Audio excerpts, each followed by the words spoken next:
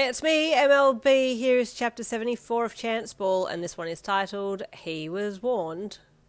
Oh, he said with surprise. Why can't you bring it to the restaurant? He opened the front door for you, and you all left and headed for the car, with Koemi skipping happily ahead with her wobble ball in arms. Because if she loses it, that'll be the day the world ends, you said, your sentence sounding dramatic, but both you and Dabi knew damn well that it would be the end of the world if you lost it. As if she's going to lose it. She's permanently attached to that thing. He replied, gesturing to her and her vice-like grip on the wobble ball. If it gets lost, there'll be her arm attached to it. You scrunched your brows with dubiousness and concern. Well, if it does get lost, it's on you, Daddy, you relinquished. You won't lose your wobble ball, will you, baby? Dabi asked her as he opened the car door and she climbed in and hopped into her car seat. No, Daddy, she said sweetly, giving you an almost sly look. God, this child knows how to play the game, doesn't she? You thought with a small shake of your head as you got into the passenger side of the car. It was a semi-decent long drive to the restaurant, and you all got out once you arrived and headed in through the doors. Most of the other players were there, and Koemi called out happily when she saw Fueji, letting go of Dabi's hand to run to him. Hey, the grey-haired player called happily, standing up from his chair and putting his arms out for her to jump into it. There's my girl. Your girl, Dabi scoffed. Now, boys, don't fight over the girls, you chided playfully, taking Koemi from Fueji's arms and sitting her in the high chair that the staff had brought over. More of the team turned up and everyone was alive with laughter and chatter, and then the food came out. It was a lovely night, and you chatted and ate, while Koemi ate and got passed from lap to lap, sneaking chips and whatnot from any plate close enough to steal food from. It was around 9 p.m. when your girls started yawning pretty heavily, and you looked at Dabi. Looks like we've got to get the girls back home, Dabi announced to a teammate once he'd deciphered your look. Yeah, the teammate replied. Looks like you're losing one already. Koemi's eyes were getting very heavy and glazed, and she yawned again and lay her head against Fueji's chest. She can sleep here. I'll carry her to the car for you, he said. Thank you, you said, but I think we'd better start making tracks. You stood up from your chair. Missy K was fading fast, and you quickly packed the bags while Fueji stood up with her in arms and rocked her gently while Dabi took the bag from you. Okay, he said. Let's go. Thank you all. The team chorused their goodbyes, and you, Dabi and Fueji with Koemi in his arms, headed out the door to the car. Thanks, you whispered to him as he placed her in her car seat and you buckled her in. You and Dabi got in the front seat, and then off you drove home with an asleep little Koemi in the back seat. Once at home, you quietly unbuckled her out of the seat and carried her to the front door while Dabi opened it and jogged in ahead to get her room set up with her bed and blankets pulled back. You followed him and gently lay her in the bed and pulled the sheets up with a little smile on your face. She sighed and rolled onto her side and reached a hand out for her wobble ball, but it wasn't there. So she swished her hand back and forth on the bed sheets to try and locate it, but it wasn't anywhere within reach. She popped one tired eye open to look for it and sat up while you were still waiting by her bedside. Where's wobble ball? She asked in a weary voice. I think... You looked over at Dabi at the door. It's in the bag. I'll get it, he replied in a low voice as he raced from the room. Lie down, sweetheart. Daddy will be back with your wobble ball, you reassured her, helping her lay back down as you brushed your fingers through her hair. Dabi was taking longer than expected, and you started to get a little bit concerned, but then his shadow crossed the doorway and you smiled as he entered and held your hand out for the wobble ball, but his hand was empty. Wobble ball, Daddy? Ko asked sleepily. He stalled nervously. It's still at the restaurant, isn't it? You hissed at him. Where's wobble ball? Koemi asked urgently. I want my wobble ball, Koemi suddenly screamed in a panic, realizing that something had happened to it. Daddy? You asked urgently. I'm on it, he said quickly, before turning and running out the door while you tried to calm your frantic toddler down.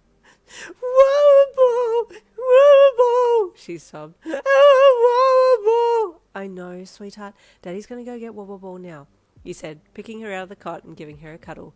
We'll wait in the rocking chair while Daddy saves wobble ball. You sat down in the chair and held her close while rocking back and forth while she sobbed the name wobble ball over and over. Meanwhile, Dabi was desperately trying to call Fueji. Pick up, he hissed to himself as he sped back to the restaurant. Finally, after 3 missed calls, Fueji picked up, sounding drunk as hell. Hey, sexy, he greeted Dabi in a very drunk voice. Oh, hell. How drunk are you? I'm up to my frickin' balls. Fueji hiccuped. Okay. Have you seen Koemi's wobble? Oh, what? Wobble. Jeez. Hunter, where is it? Have you seen it? Koemi's volleyball. Fueji sloshed. Hey, look. Don't bother, frickin' useless piece of crap, Dabi said angrily. He wasn't exactly angry at Fueji's drunk ass, but it certainly wasn't helping the situation. Whoa, talk dirty to me, Daddy, Fueji joked. Dabi was so pissed he just hung up and kept driving there. With squealing brakes and a heavy door slam, Dabi was out of the car and into the restaurant in an instant. Where the hell is the wobble? He yelled loudly to the team that was still there and very drunk. Hey, Dabi, one of the teammates called. Grab a drink. I'm not here to drink, you bastard. I'm here to find Koemi's wobble. Oh, what? Ugh, Dabi grunted with annoyance, crouching down and looking under the table. What you looking for? Another teammate asked, as his chair was pushed aside with him still sitting on it. You're a Q, Dabi shot back with annoyance. Have you checked your butthole? Another asked, making those that heard his comment fall apart laughing. Dabi growled with frustration but kept looking. Finding the damn wobble was far more pressing than arguing with these half-baked idiots. It was a person on another table who finally came over to ask what Dabi was looking for, and he explained that he had a very distraught 2.5-year-old at home who had left her precious volleyball behind at the restaurant and wasn't going to go to sleep without it. It's all tattered and crap, Dabi said with frustration as he gestured to the side of it. Don't even know if it's still in the restaurant, but I didn't see it on the way in, so I have no idea. Is this it? Another patron asked, holding up the wobble ball. Oh, you're a frickin' god, Dabi yelled with excitement, taking the wobble ball from the fellow restaurant goer. You've saved my ass, thank you. It's no trouble. I know what it's like when a child loses their favourite toy, the patron said knowingly. Dabi thanked them again and ran, flicking his teammates the middle finger as he ran for the restaurant door.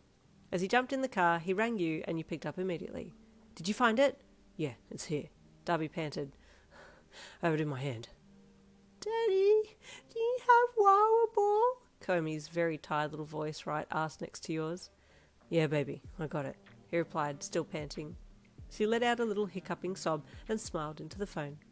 Can I have wobble, Daddy? Yeah, baby.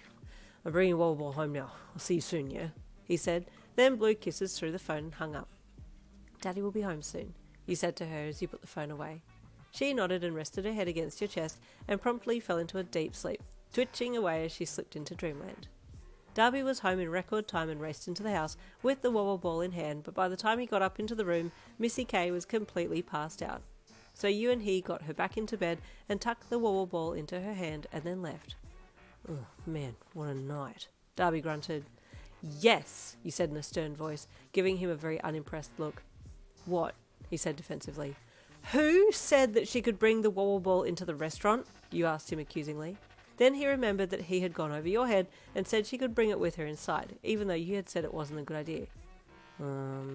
Yes, you said sharply. If you had just listened to Mummy, you wouldn't have had to run back and get the wobble ball, and none of this would have happened. I'm sorry, Mama, Dabi said apologetically, ducking his head and tucking it under your chin and snuggling into you. We won't be doing that again, you chided, patting him on the back of his head. That wasn't a good experience. Yes, Mama, he replied into you. Yes, I like this. I'll have you answer all my questions and comments with yes, Mama, he said with a chuckle. Yes, Mama, he said, picking you up and carrying you back upstairs to the bedroom. Daddy, when we get to the bedroom, could you do some really nice things to me? You asked sweetly as he carried you. Yes, Mama, he chuckled deeply, kissing your neck. That next day, Dabi had the day off. He had earned it after all, so he spent the day with Koemi while you went and trained the others. She had had a big late night, so you thought that would be best if she had the day off as well, to rest more if she needed it. Bye, you two, you said, giving each a kiss before leaving for the day. Okay, what are we doing today? Dabi asked Koemi as she skipped ahead of him to the kitchen. Chocolate for breakfast? She announced proudly. Sure, he replied with a grin. I want chocolate for breakfast too. Let me see where Mama's hidden it. Koemi giggled and grabbed onto his pant leg, hanging onto it and watching while Dabi pulled things aside in the pantry to find the chocolates. Okay, here, one for Ko and one for Daddy, he said, handing her a chocolate bar. Tiki, she said brightly, before turning and skipping off to the lounge room. Where are you going? Dabi called after her. Which wobble on TV? She said brightly. Are you allowed to sit on the lounge with chocolate? He asked her, feeling like he remembered you telling her she wasn't allowed to because she always wiped her grubby chocolate-covered fingers on the lounge. Can I, Daddy? She asked sweetly, looking up at him with pleading eyes. Did Mummy say you could? Mummy's not here, she replied. I thought you made the rules. Suddenly Dabi felt like he needed to assert his dominance and puffed his chest out. Well, yeah, I'm the boss, so yeah, I'd say you can eat on the lounge. He put his hands on his hips and she smiled up big and jumped up onto the lounge with an excited squeal. Yay, Daddy, she said with another excited squeal and settled down amongst the pillow cushions to watch TV with Daddy. The morning went by so quickly as they watched volleyball game after volleyball game, and as lunchtime rolled around, Koemi started to get restless. I'm hungry, Daddy, she groaned in her dramatic 2-year-old voice. What do you want for lunch, baby? He asked, placing a hand on her head. Picnic, she gasped suddenly. What do you want as a picnic? He asked. Pizza and chocolate and bubbly drink and lollipops, she rattled off. Hey, wait now. Let's see what we have here. What if we make sandwiches? He asked. Can I have Nutella? She asked hopefully. Yeah, baby, he replied, walking back to the kitchen with her following. This is the bestest day ever, she gasped with excitement. I'm going to get all fixed on the picnic. Then you bring the food. Okay, Daddy? Okay? Mate, Koemi knows how to keep Daddy on a short leash, doesn't she? He's well and truly wrapped around her little finger. Stay tuned for the next chapter coming tomorrow. I'll see you then.